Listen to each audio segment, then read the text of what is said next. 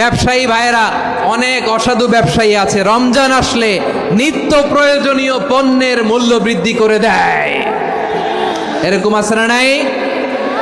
এগুলো করবেন না, মজুদদারি করবেন না, পণ্যের কৃত্রিম সংকট বাজারে করবেন না। আপনি লাখ টাকা কামায়া ভাবছেন যে রোজাদারদের কষ্ট দিয়ে ধনী হবেন, এমন রোগ আল্লাহ আপনারে দিবে, কোটি টাকা দিয়েও আপনি হাসপাতালের বিল পরিশোধ করার ক্ষমতা আপনার হবে না। খবরদার। শেষ বয়সে দেখবেন কি কষ্ট আপনার হয়। আপনি রোজাদারদের কষ্ট দিয়েছেন, আল্লাহ আপনার সুখে রাখবে?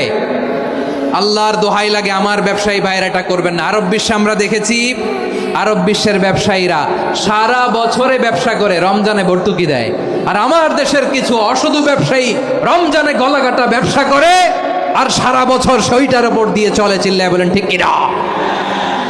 করবেন না, এটা করবেন না। নিত্য প্রয়োজনীয় পণ্যের মূল্য বৃদ্ধি করা হারাম, পণ্যের কৃত্রিম সংকট তৈরি করা হারাম, মজুদদারি করা হারাম, রোজাদারদেরকে কষ্ট দেয়া হারাম। এটা করবেন না।